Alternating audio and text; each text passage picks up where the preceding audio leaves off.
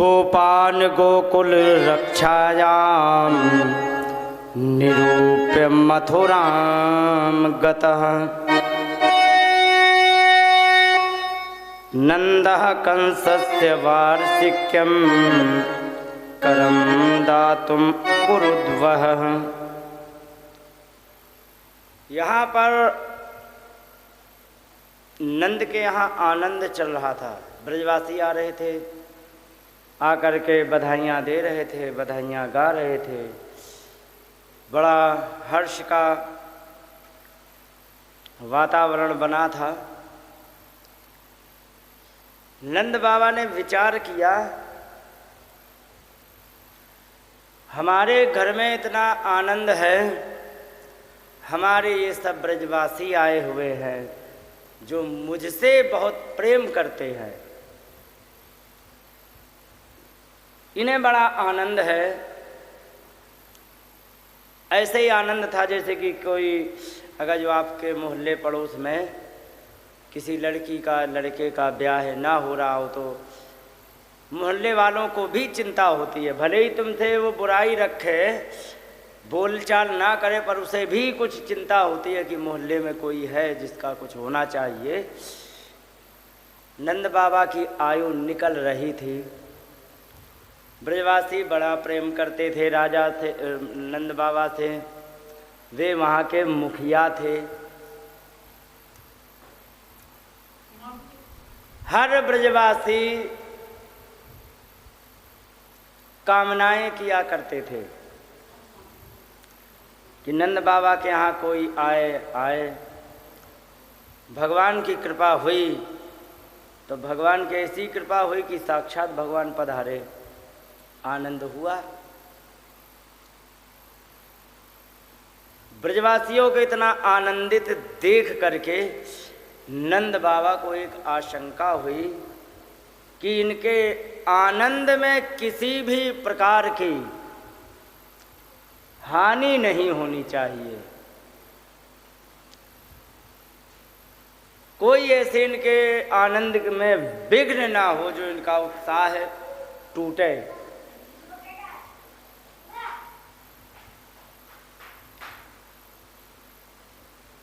उन्होंने सोचा कि हमारा कर राजा को देना है, जो राजा कंस है, बस उसी का डर है ब्रज में, और किसी का नहीं। और किसी भी प्रकार का बहाना ढूंढ करके कंस विघ्न ना करे, इसलिए नंद बाबा ने गोपान गोकुल रक्षायाम निरूप मथुराम गतः नंदः कंसस्य वार्षिक्यं करं दातुं कुरुद्वः। हे कुरुद्वः, हे कुरुवंश को आगे चलाने वाले परीक्षित जी, गोकुल की रक्षा के लिए गोपान निरूप्य, जो गोपाल लोग थे उनको गोकुल की रक्षा में निरूप्य माने लगा करके, और नंद बाबा स्वयं मथुराम गतः, मथुरा चले गए। क्यों? कंस का वार्षिक कर देना था। वार्षिक कर देने के, वसूल करने के बहाने किसी भी प्रकार का विघ्न कंस न कर सके, इसलिए पहले चले गए। और जा करके यहाँ देखा, पता लगा वसुदेव जी को कि नंद बाबा आए हैं। बहुत अच्छे मित्र थे, मिले। मिल करके उन्होंने नंद बाबा और वसुदेव बैठ करके बातचीत करने लगे। और बातचीत कैसे कर रहे हैं?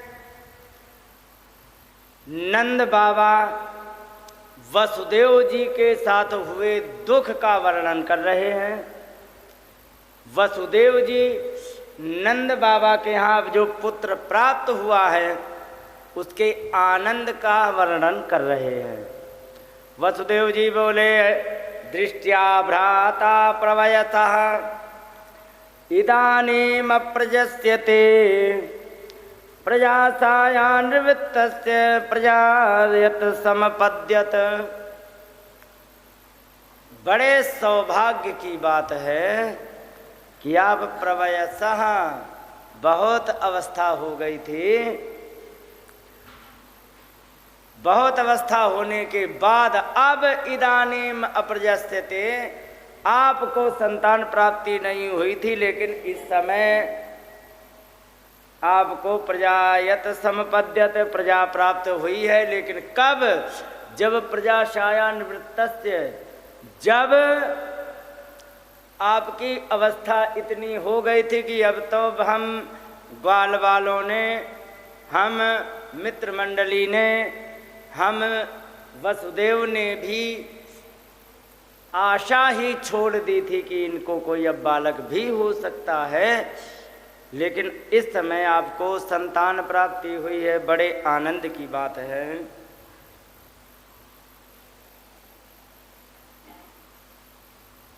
इसके बाद उन्होंने कहा,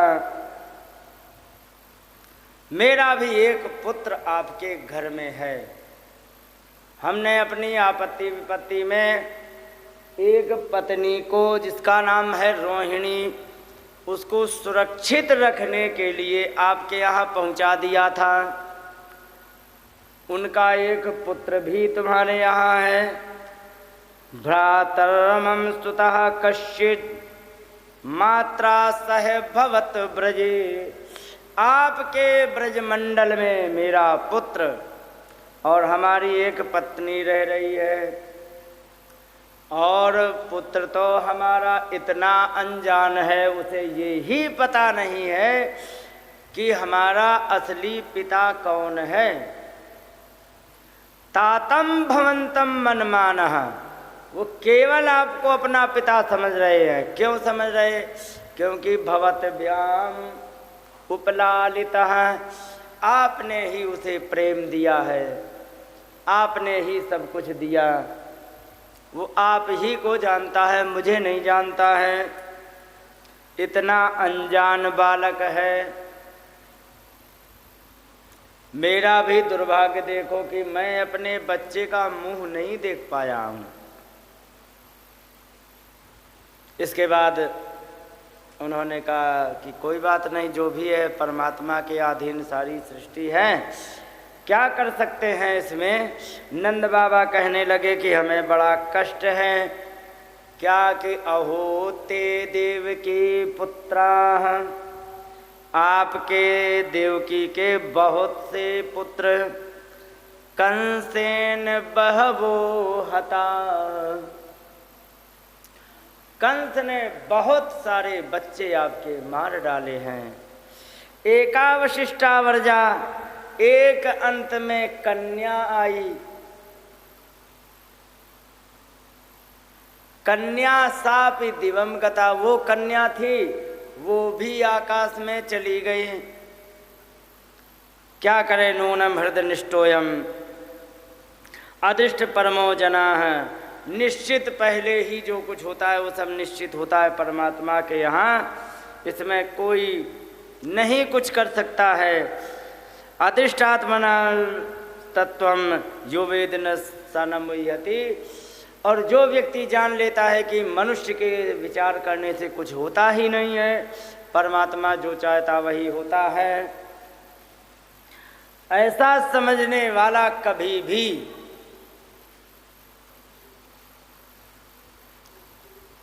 ऐसी आपत्ति विपत्ति आने में कभी दुखी नहीं होता है। इतने में अचानक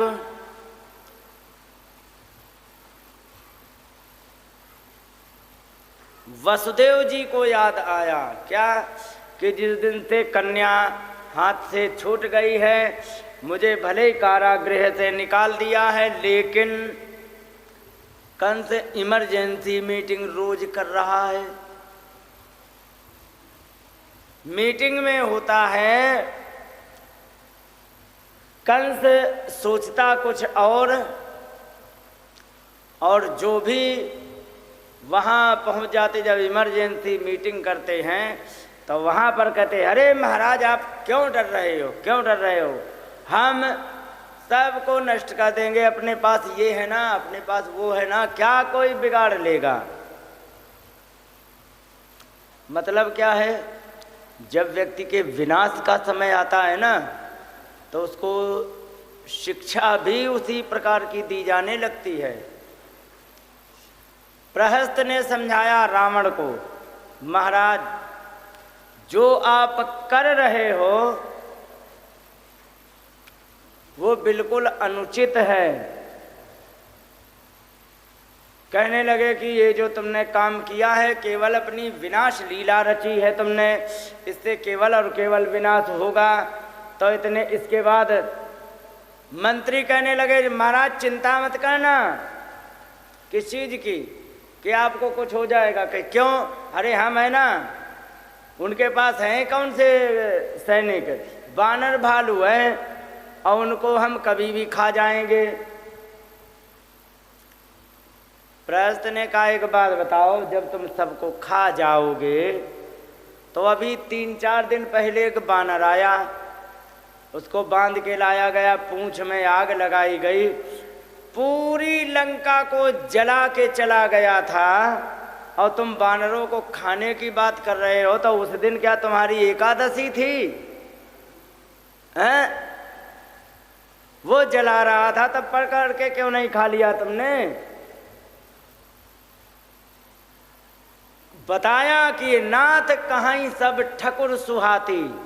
ठकुर सुहाती समझते हो, आपकी भाषा में नहीं, उत्तर प्रदेश की भाषा में है ये। ठकुर सुहाती मतलब होता है चापलूसी। हाँ, ये सब के सब चापलूसी करते। चापलूसी का मतलब जो अपने से सीनियर हो उसके हाँ में हाँ जोड़ते रहो, जैसा वो सुनना चाहता है वैसे ही सुनाते रहो, इसको चापलूसी कहते हैं।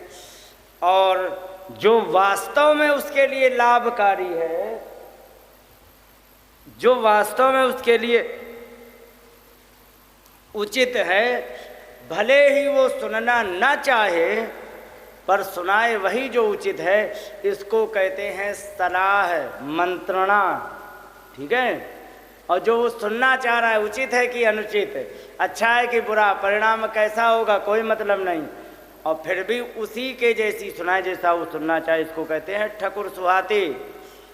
नाथ कहाँ सब ठकुर सुहाती, ये सब के सब तुम्हारी चापलूसी कर रहे हैं, और इतने ही दमदार थे तो उस दिन क्यों नहीं मार डाला जिस दिन आग लगा के चला गया। बताओ लंका में कौन सा घर बाकी था जिस घर में आग ना गई हो। विभीषण का एक आध बचे थे, तो विभीषण उनके कौन से पक्ष में थे। हाँ, जहाँ पर 1000-2000 की बस्ती में एक आध का बच जाए तो उसमें कहने लगे कौन सा घर बचा, कौन सी जगह बची जहाँ पर आग ना गई हो। पहले मिल लिया नहीं इसलिए बच गया वो। तो कहने का मतलब ये है, कंस अपनी मंत्रणा तो करते हैं, लेकिन जो उसके सैनिक हैं वो चैन से नहीं बैठने देते। कारागृह में बड़ा रोध होके आया, अरे बड़ी गलती हो गई, हमने बेकार में बच्चे मार दिए, ऐसा कर दिया, और जो कुछ हमारा काल उत्पन्न होना था वो हो ही गया। सारी कहानी बताई। यहाँ मंत्रियों ने उल्टा चार्ज कर दिया, अरे क्यों चिंता करते हो, हम जहाँ कहो आप, जहाँ आप इशारा कर दो हम अभी वहाँ चौपट करके आ जाते, क्या बात कर दी आपने, इतना क्यों घबरा रहे हो। सलाह उल्टी मिल गई। यहाँ पर उन्होंने कहा वसुदेव जी ने कि यहाँ पर इमरजेंसी मीटिंग रोज हुआ करती है और राक्षसों की मंडली है। उन्होंने कहा कि करो वै वार्षिकोदत्तो राज्ञे दृष्ट्वा वयं च वह, आपने अपना वार्षिक कर दे लिया, हमने आपने एक दूसरे को देख लिया है। नेस्थेयम बहुत थिम संत्युपाताश्च गोकुले, यहाँ बहुत देर तक मत रुको, हमें ऐसा लगता है कि कुछ ना कुछ गोकुल में उत्पात होने वाला है या हो रहा होगा। कह दिया। नंद बाबा घबरा गए, तुरंत उन्होंने अपने गाड़ी बैल तैयार करे जाने लगे।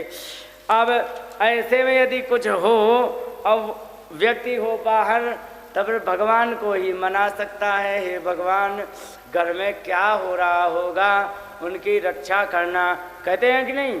यहाँ पर ये रास्ते में जा रहे थे, तो रास्ते में जाते जाते नंदः पथि वच शौरिर नमृषेति विचिंतयन, वसुदेव जी ने जो कह दिया है वो कभी भी झूठा हो ही नहीं सकता है वाक्य।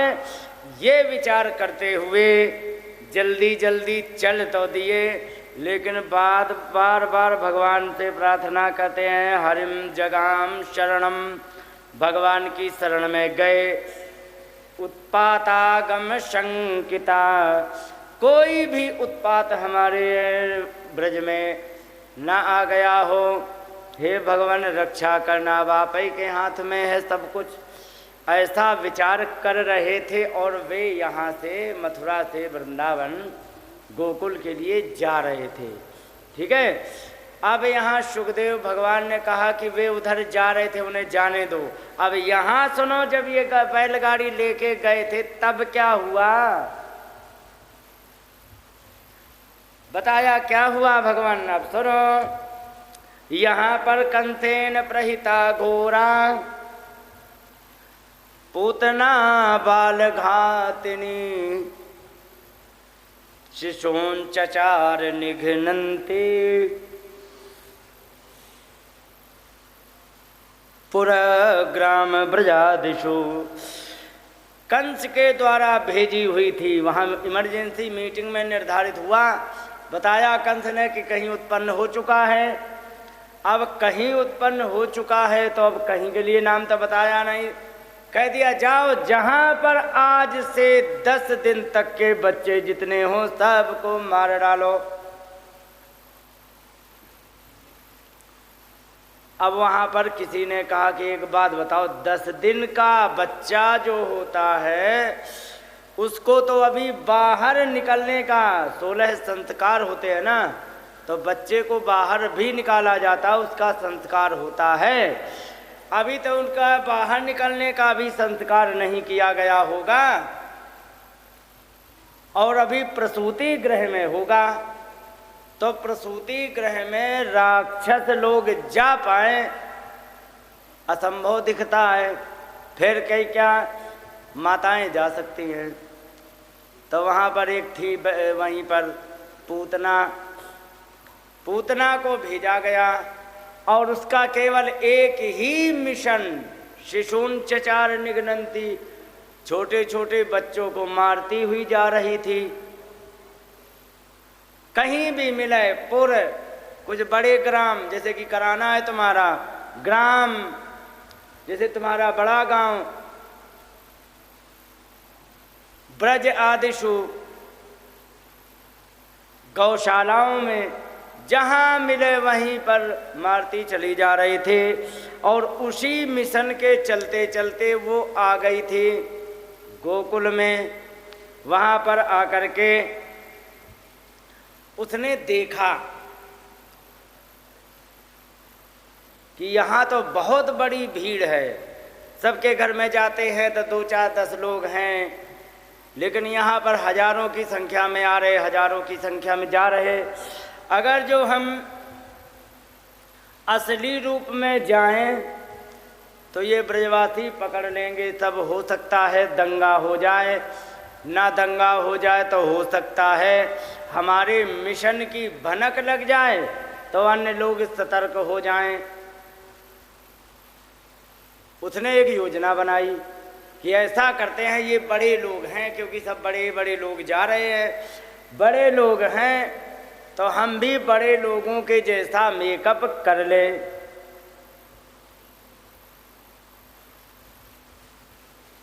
कुछ चीज़ें ऐसी होती हैं जिनको कर लेने से व्यक्ति बड़े जैसा दिखने लग जाता है।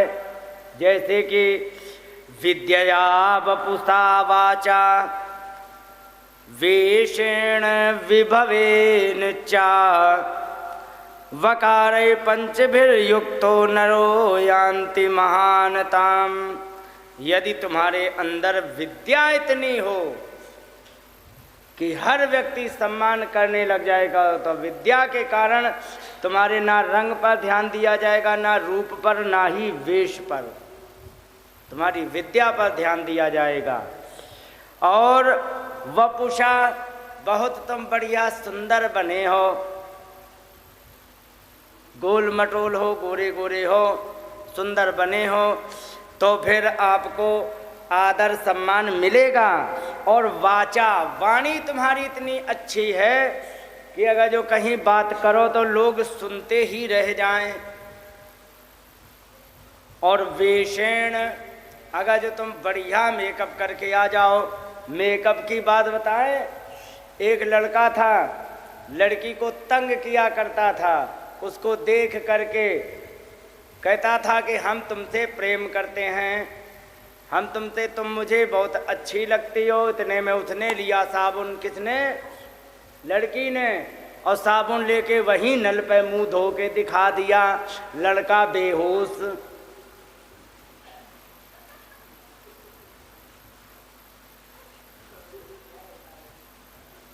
या तो आपने बढ़िया सा वेश बनाया हो, या तुम्हारे पास वैभव चकाचक हो। एक बात बता दें, अगर जो तुम 1 करोड़ की गाड़ी हो तुम्हारी और 5 करोड़ का फ्लैट हो, और फिर तुम फटे कपड़े पहनने लग जाओ, गारंटी लेता हूं कि तुम्हारे वही कपड़े फैशन का नाम निकल आएगा। समझ रहे हो?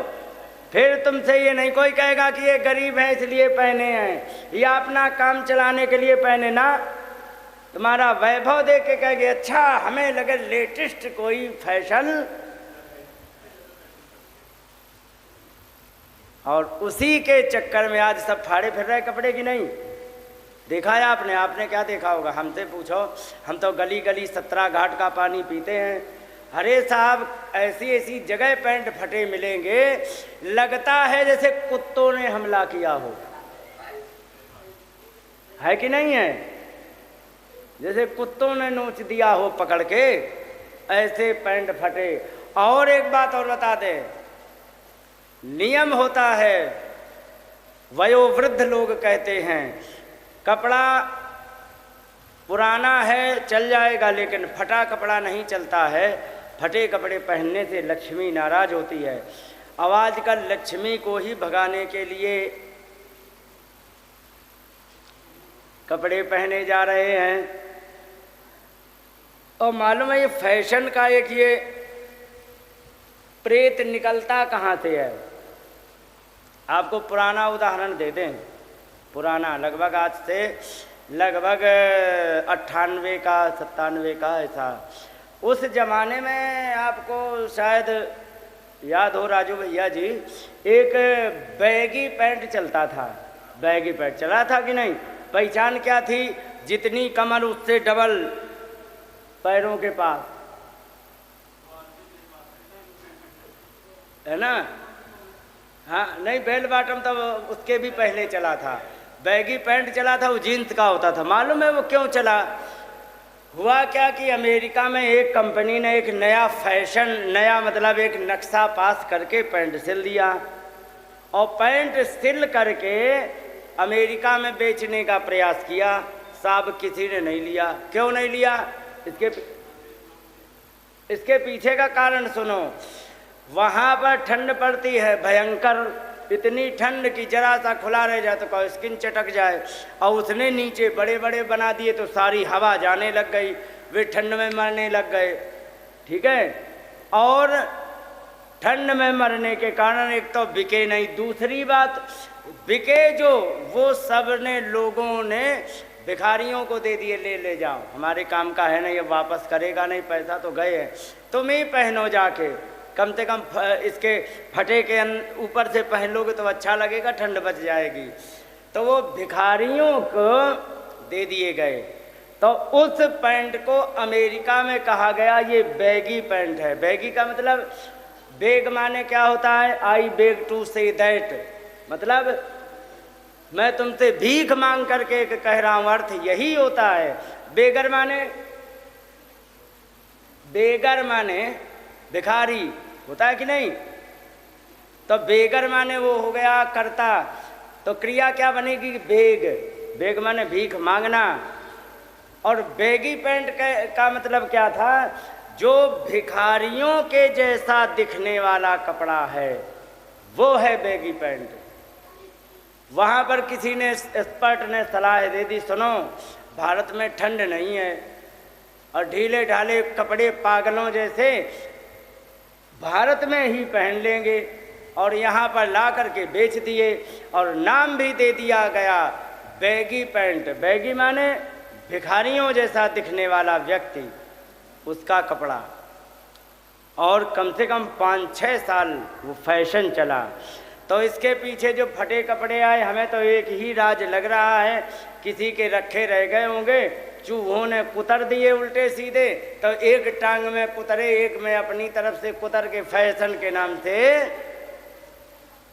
चिपका दिए, है कि नहीं है। जबकि जो भी फैशन के नाम से अधिक बहेगा वो केवल और केवल अपनी संस्कृति का नाश करेगा, खुद का नाश करेगा। ये सब बेकार की चीज़ें होती हैं। अच्छा एक बात बताओ, इतनी भयंकर गर्मी पड़ रही, शरीर में हवा लगनी चाहिए कि नहीं, और तुमने ट्राली जैसा टायर जबरदस्ती पैंट चढ़ा लिया, हवा लगेगी? फिर क्या होगा, फिर उससे पैंट से धीरे धीरे बूंदें टपकती भाई निकलेंगी कि नहीं। और फिर उसका जब वो पसीना सूखेगा तो स्पष्ट लाइन दिखती है, जैसे घड़े में चूना पोत दिया गया हो, दिखता है कि नहीं।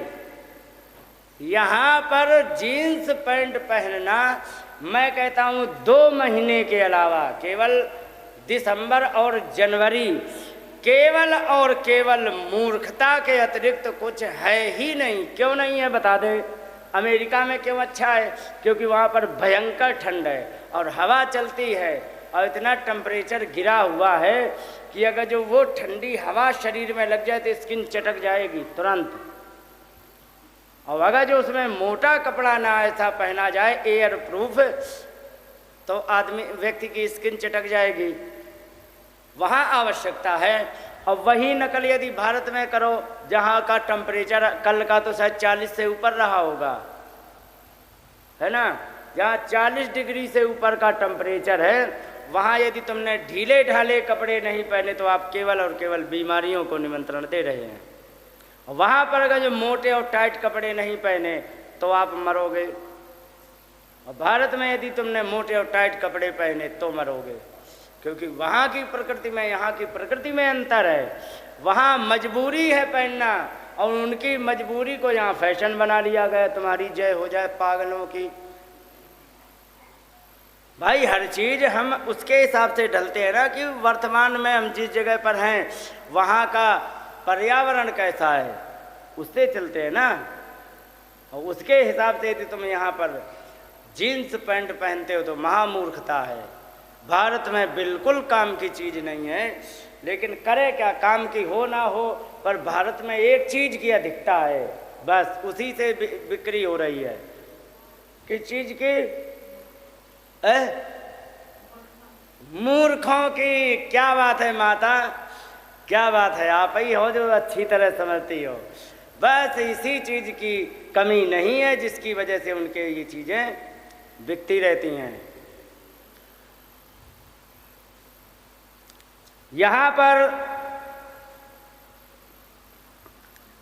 बताया कि 5 प्रकार से तुमने अपने अंदर, इसमें 5 हों तो फिर बल्ले बल्ले है, ये तो कहने की बात छोड़ो।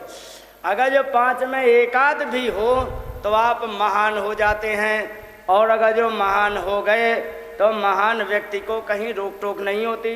यहाँ पर इन्होंने सोचा क्या ले आइए, प्रसाद बांटने के लिए है का जी? अच्छा अच्छा, जो भी है तो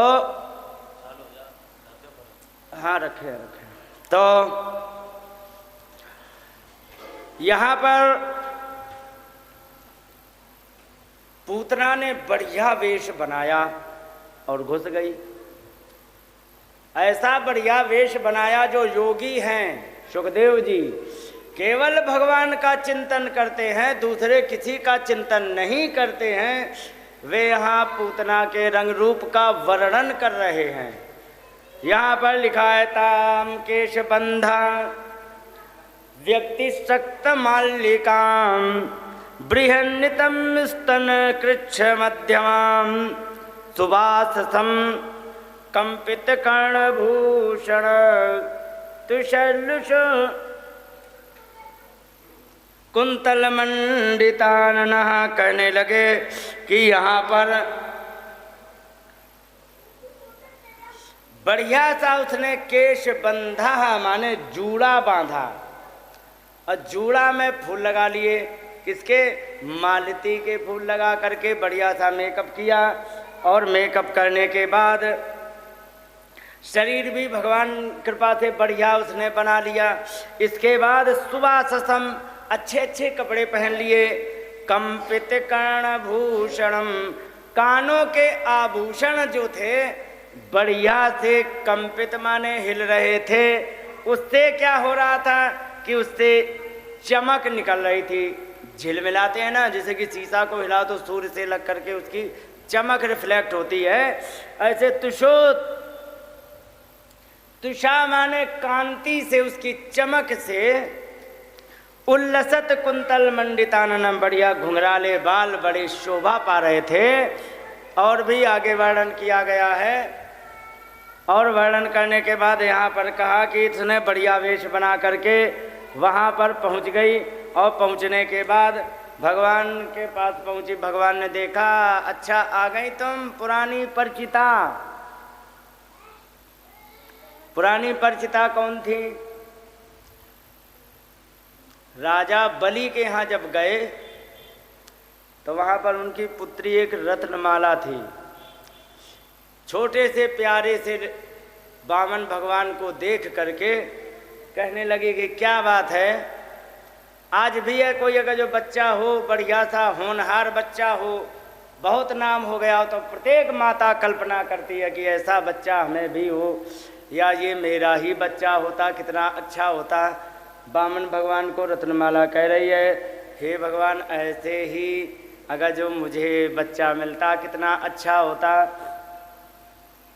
अब इतने प्यारे बच्चे को दूध पिलाने को मिलता, हमें बड़ा अच्छा लगता।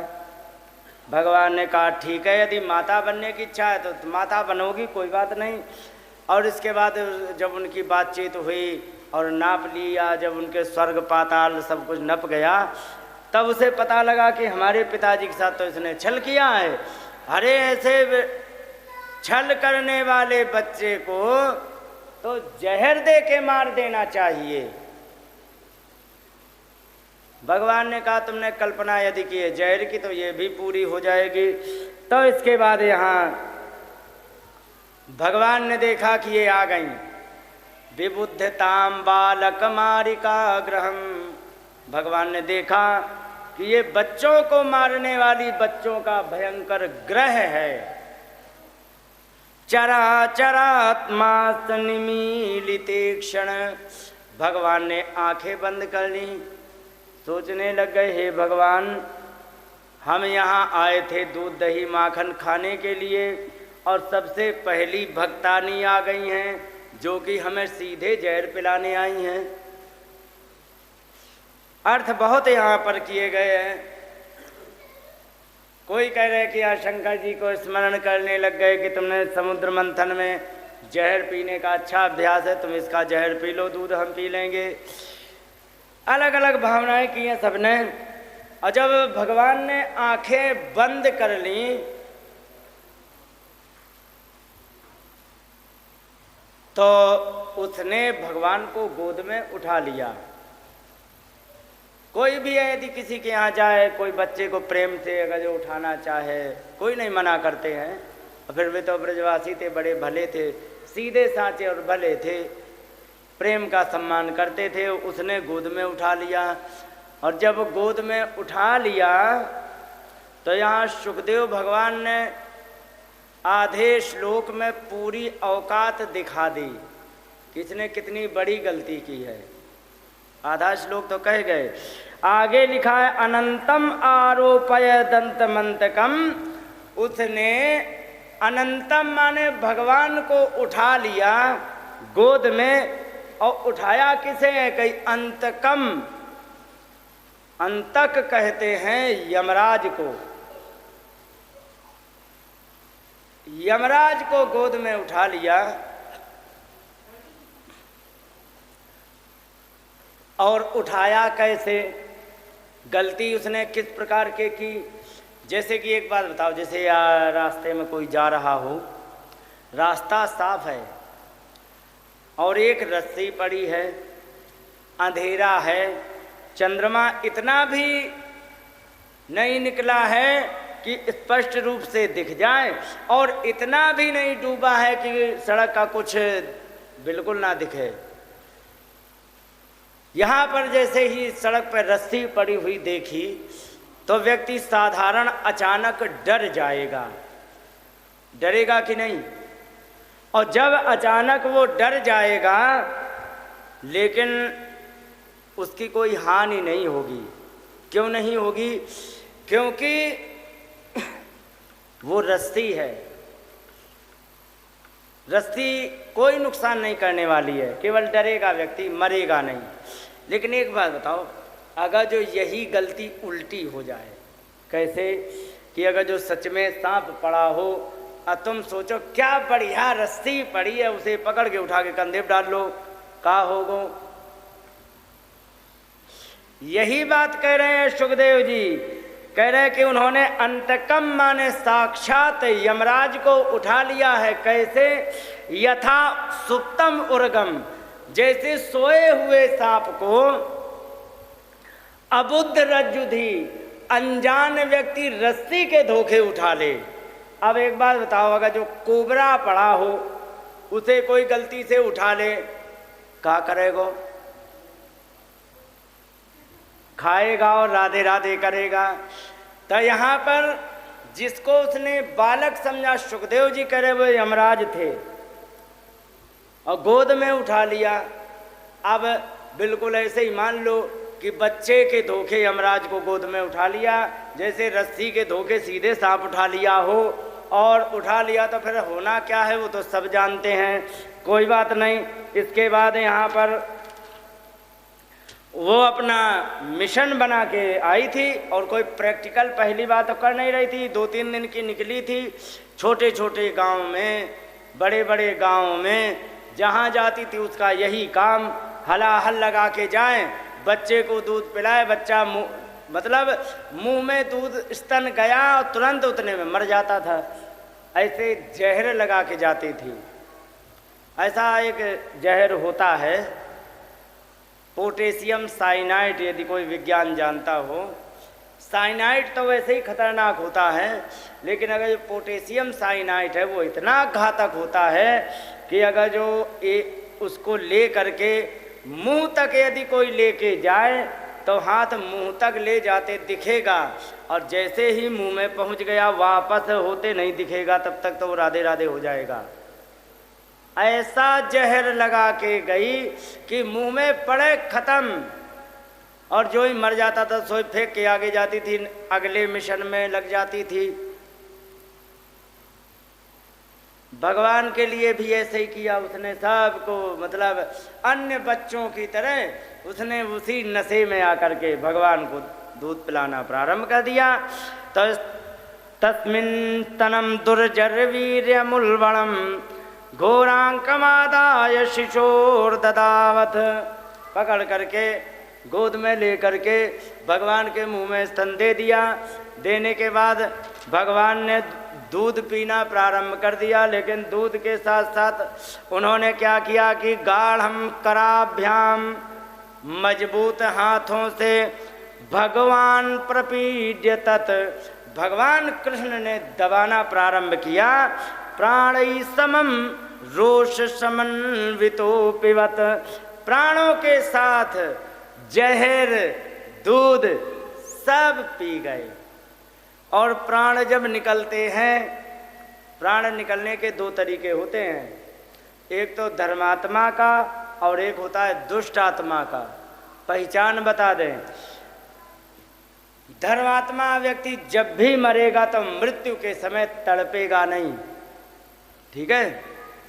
अच्छा भला खड़ा है, अचानक चला जाएगा, कभी नहीं तड़पेगा। और दुष्ट आत्मा यदि मरेगा तो मरने के पहले जितने कुकर्म होते हैं सबका उसे लेखा जोखा यहीं देना पड़ता है, समझ रहे हो, यहीं देना पड़ता है। वो तड़पता है और जितने कुकर्म हाई होंगे उतने लंबे समय तक तड़पेगा वो।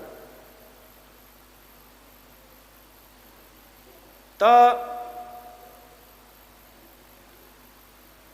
इसने धर्म तो किए नहीं थे, जैसे तैसे केवल एक काम हो गया कि भगवान को गोद में ले लिया है, बस।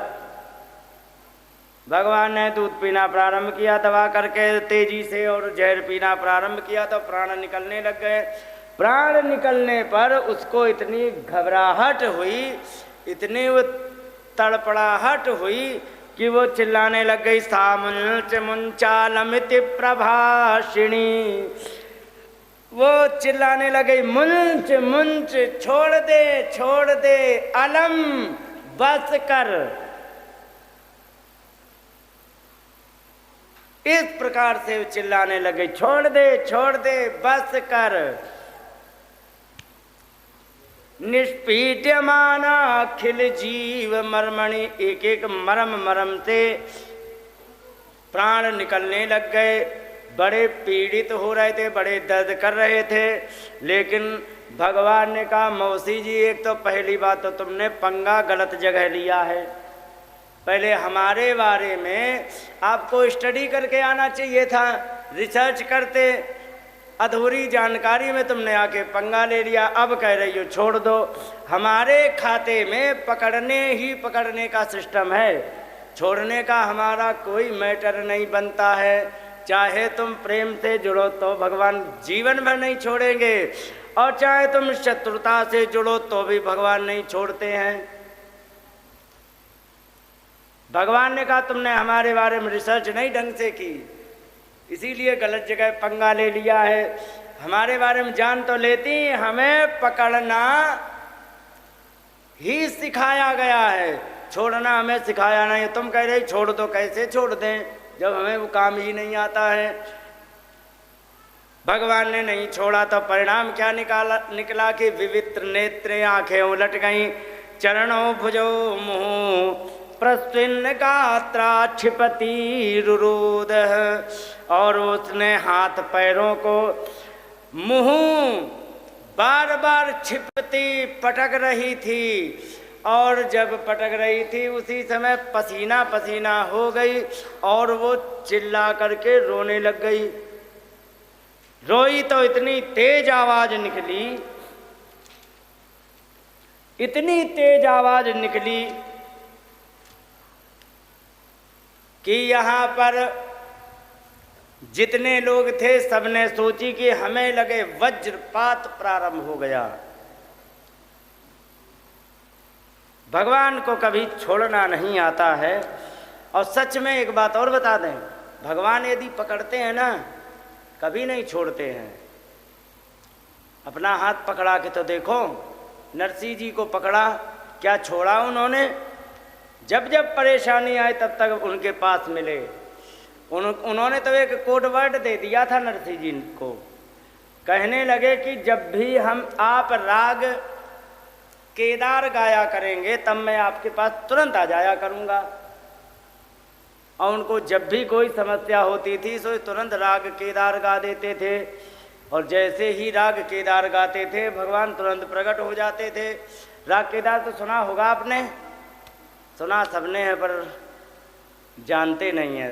राग केदार दर्शन दो घन श्याम नाथ मोरे अखियाँ प्यासी रे। दर्शन दो घन श्याम नाथ मोरे अखियाँ प्यासी रे। दर्शन दो घन श्याम नाथ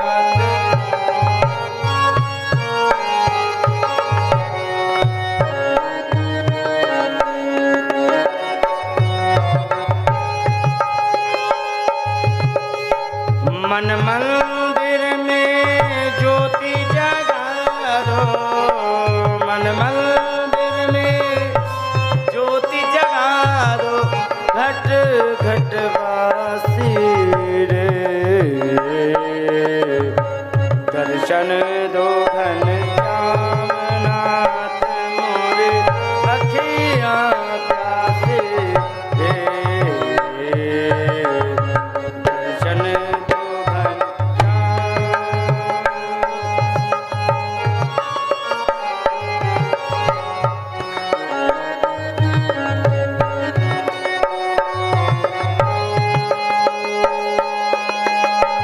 द्वार दया का जब तू खोले पंचम सुर में गूंगा बोले।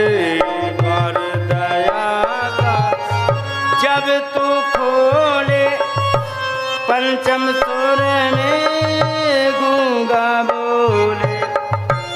अंधा देखे लंगड़ा चल कर, अंधा देखे लंगड़ा चल कर पहुँचे काशी रे।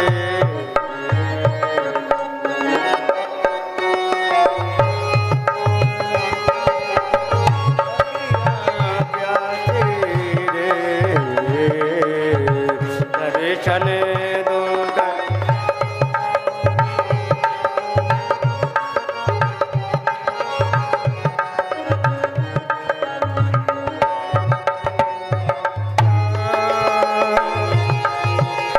मंदिर मंदिर मूरत तेरी फिर भी ना देखी सूरत तेरी। मंदिर मंदिर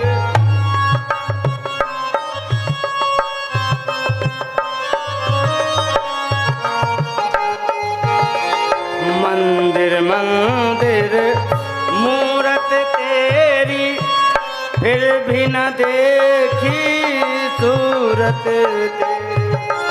युग बीते नहीं आई मिलन के, युग बीते नहीं आई मिलन के पूरन मासी रे। दर्शन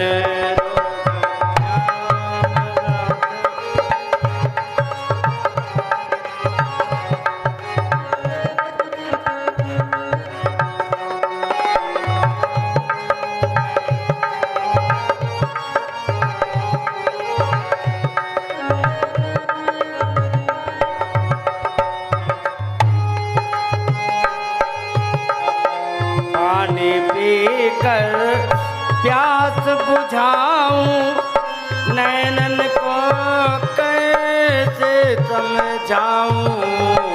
पानी पीकर प्यास बुझाऊं नैनन को कैसे समझाऊं। आँख मिचोली छोड़ो मोहन, आँख मिचोली छोड़ो मोहन। हे ब्रजवासी रे। दर्शन दो घन श्याम नाथ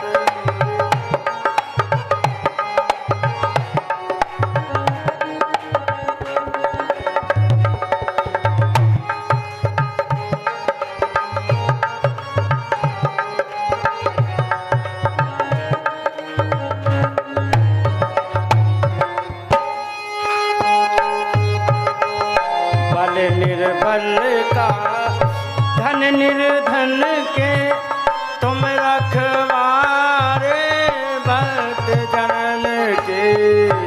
बल निर्बल का धन निर्धन के तुम रखवारे भक्त जनन के।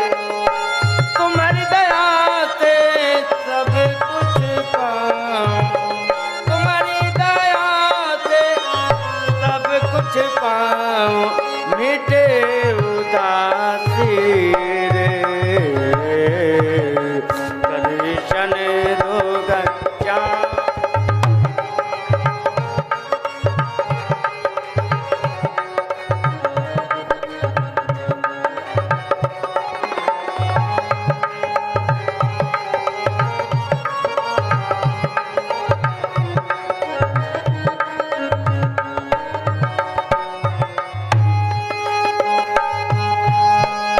मन मंदिर में ज्योति जगा दो, मन मंदिर में ज्योति जगा दो, घट घट वासी रे। दर्शन दो घनश्याम नाथ मोरी अखियाँ प्यासी रे।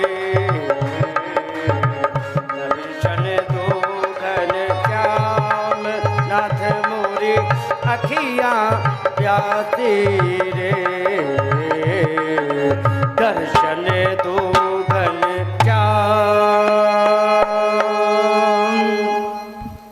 बोलिए वृंदावन बिहारी लाल की। भगवान के खाते में छोड़ना तो है ही नहीं। नरसी को पकड़ा, जीवन भर नहीं छोड़ा, और आज से नहीं पकड़े थे, जन्म जन्मांतर से पकड़े थे। भगवान किसी को भी पकड़ लेते हैं, उसको कभी नहीं छोड़ते हैं। इसके पश्चात यहाँ पर जिस समय भयंकर शब्द किया, लेकिन भगवान ने तब भी नहीं छोड़ा। जब भगवान ने फिर भी नहीं छोड़ा, अब उसके हाथ पैर ढीले पड़ गए और वो गिर पड़ी। जब वो गिरी, जब वो गिरी तो यहाँ पर सुखदेव जी कहते हैं कि पतमानो पितद्देहम त्रिगव्यूति अंतरद्रुमान चूर्णयामास राजेंद्र महदासी तदद्भुतम। कहने लगे जिस समय वो गिरी तो 3 गव्यूति के अंदर के जितने भी वृक्ष थे सब क्या किया, कई चूर्णयामास, सबका चूर्ण बना दिया। अब 3 गव्यूति आप लोगों को समझ में नहीं आएगा, बहुत पुरानी इकाई है। आज के मॉडर्न टाइम की बात करें तो एक गव्यूति होता है 2 कोस का, ठीक है। एक गव्यूति 2 कोस का, तो 3 गव्यूति में कितने कोस हो गए? 6।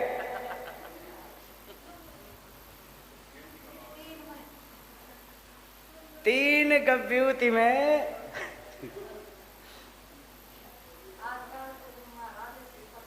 पढ़ाई की बात नहीं है, उसने एक तो ढंग से सुना नहीं। दूसरी बात, बैठी यहाँ है, ध्यान घर में था, आधी बात सुनी आधी कट गई। क्यों पूजा, ऐसी बात है ना।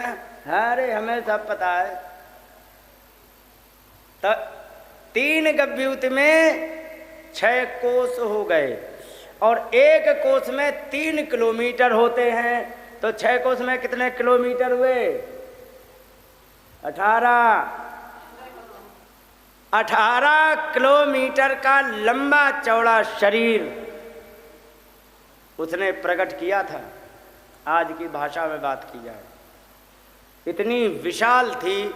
भगवान कृष्ण छोटे से, जैसे ही हार के भरभरा के गिरी, ठीक है, वृक्षों को तोड़ डाला, तब तक नंद बाबा वहां से यहाँ आ गए। देखा तनक से ऊपर चिपके हैं, जैसे कि बढ़िया से कहीं पर सफ़ेद जगह एक बिंदी रख दी जाए, सफ़ेद दीवार या पहाड़ पर, वे भगवान कृष्ण छोटे से चिपके लगा के सीढ़ी वगैरह उतार लिए गए भगवान। अब वहाँ पर समस्या बन गई कि हे भगवान, जब 18 किलोमीटर की ये है तो चिता कितनी बड़ी होनी चाहिए? कम से कम 20 किलोमीटर की होनी चाहिए कि नहीं? अब 20 किलोमीटर की चिता जलेगी, कितना भयंकर होगा। उन्होंने एक दूसरा विकल्प निकाला, उसने किए, वहाँ पर किए ब्रजवासियों ने टुकड़े। यहाँ लिखा है कि ब्रजवासियों ने उसको टुकड़ों में जलाया। कलेवरम पर सुभिक्षित्वा तत्ते ब्रजौकसा। सारे ब्रजवासियों ने कुल्हाड़ी से टुकड़े कर करके जगह जगह पर जलाया, जिससे आसानी से जल जाए। एक बात बताओ, जब 20 किलोमीटर की चिता बनेगी, बहुत पहाड़ जैसी लकड़ी लगेगी, तो 2-4-6 दिन तो वो जलेगी। और यहाँ काम करना है 2-4-6 दिन, अगर जो जलती रहे कितनी भयंकर गर्मी होगी। इसलिए छोटी छोटी जगह बनाओ, 3-4 घंटे में निपटा के चले आना है। इस प्रकार से उन्होंने टुकड़ों में काट काट करके उसका अंतिम संस्कार किया। यहाँ पर माता ने भगवान को बाल रक्षा स्तोत्र से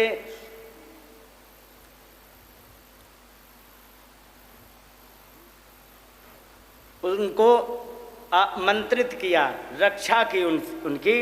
यहाँ पर केवल ये है कि अलग अलग अंगों में भगवान कौन कौन कहाँ कहाँ आप हमारी रक्षा करो, इस प्रकार से है।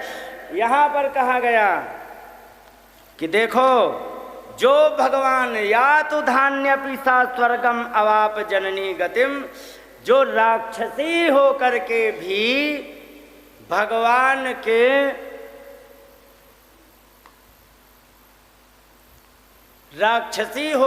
भगवान का स्पर्श करने से जो स्वर्ग को प्राप्त कर गई,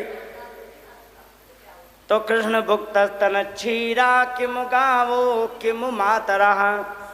कृष्ण के दूध पीने पर उन गायों का क्या हुआ होगा, उन गोपियों का क्या हुआ होगा, जिनका प्रेम से जिन गोपियों ने अपना दूध पिलाया, प्रेम से गायों ने जिनको अपना दूध पिलाया, तो उनका क्या हुआ होगा, सोच लो। और फिर किम पुनः श्रद्धया भक्त कृष्णाय परमात्मा ने। और जो श्रद्धा पूर्वक भगवान कृष्ण को भोग लगाते हैं, उनकी मुक्ति में कोई संदेह लगता है आपको क्या? जो भी व्यक्ति बाल कृष्ण को भोग लगाते हैं, मंदिर में भोग लगाते, वे कोई भी उनकी अधोगति नहीं होगी, ये पक्का हो गया। अब यहाँ पर भगवान हो गए 27 दिन के, ठीक है। बालक जब जन्म लेता है ना, तो इतना कमजोर होता है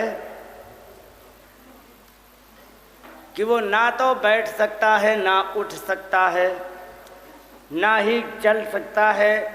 यहाँ तक कि वो अपना करवट तक नहीं बदल पाता है। और जब वो करवट नहीं बदल पाता है, तो माता उसको समय समय पर उलटती पलटती रहती, ताकि एक ही जगह दब करके परेशान ना हो जाए। कभी इधर पलट दिया, कभी उधर पलट दिया। और जिस दिन माता सो गई, तो लाला वैसे ही पड़े रहते हैं। एक दिन की बात,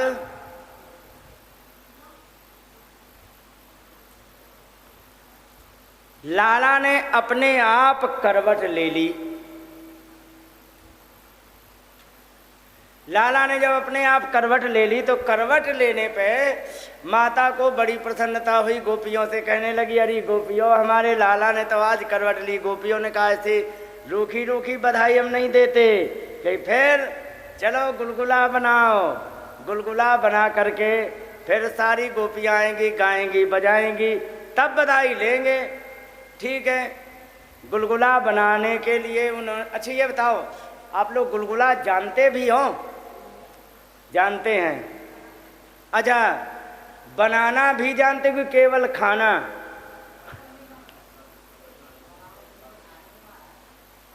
बनाना जानते हो? अच्छा ये बताओ, आपने गुलगुला एक देखा होगा कि उसको तोड़ो तो अंदर ठोस निकलता है, निकलता कि नहीं? और एक तोड़ो तो अंदर फुटबॉल की तरह जाली ऐसी निकलती है, ऊपर से एकदम वो गोल गोल होता कि नहीं? तो ये बताओ, एक बात और बता दें, जो जिसके अंदर खोखला निकलता है तो वो अच्छी तरह पका होगा, क्योंकि इतनी गर्म हवा उसमें चली जाती कि वो अंश अंश को, एक एक अंश को पका देता है। और अगर जो ठोस रहा तो अंदर पता लगे ढंग से गर्म भी नहीं हो पाया, ऊपर जलने लगा, उसको निकाल के रख दिया तो अंदर वो कच्चा रह जाता। तो आप ये बताओ, अगर जो सब गुलगुला बनाना जानते हो, ऐसा क्या किया जाए जो कि गुलगुला अंदर से जालीदार निकले? बताओ।